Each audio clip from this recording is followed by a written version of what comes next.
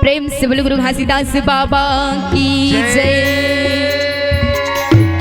सत्य नाम के सुमरन से सकल पाप कट जाए हो, जैसे रवि के उदय से अंधकार मिट जाए हो। अरे अंधकार मिट जाए, होते हैं सकल काल की जय, होते हैं सकल काल की जय।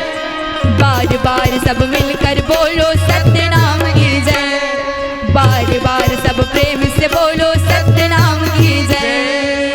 प्रेम से बोलो गुरु घासीदास बाबा की जय हो।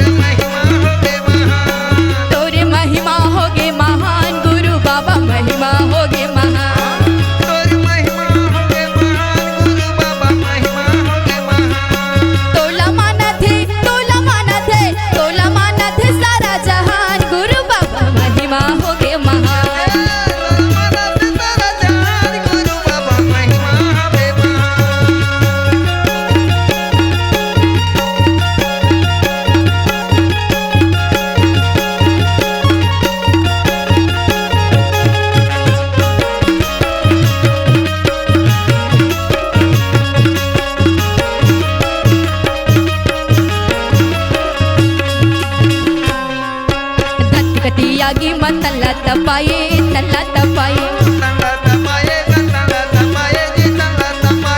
गंगा मैया हाँ जी दौड़ती आए दौड़ती आए।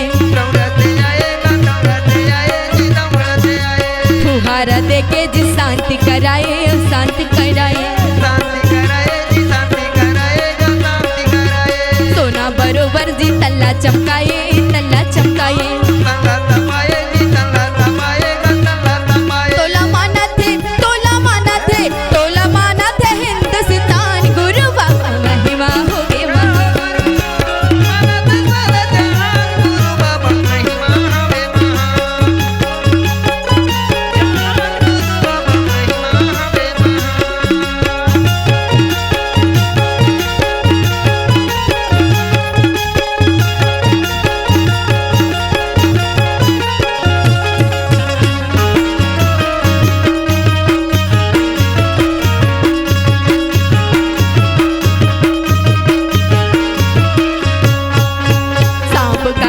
बुधारू जी आए बुधारू जी आए,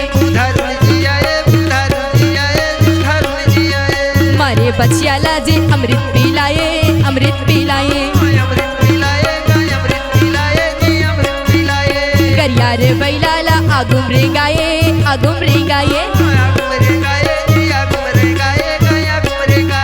भाटा के पेड़ में जी मिर्चल लगाए मिर्चल लगाए।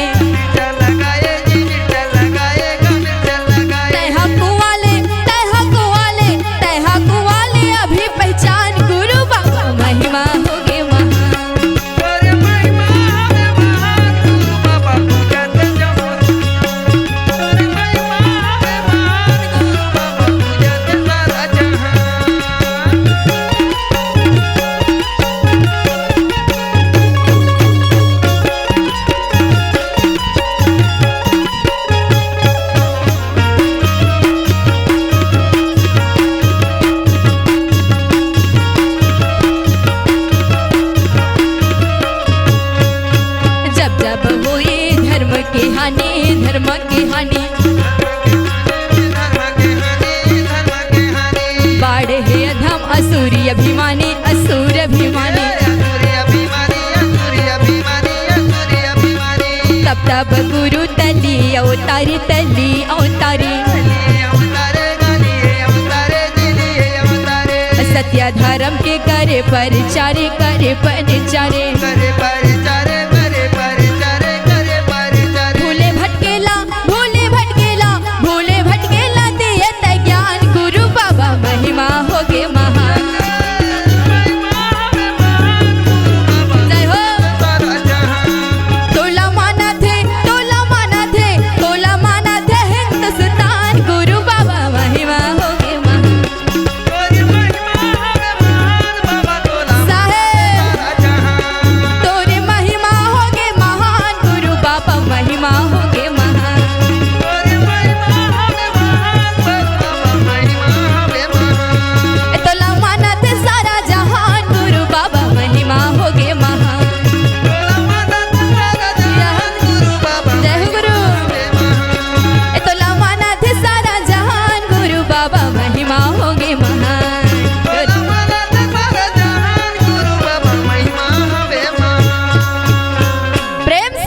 घासीदास बाबा की जय।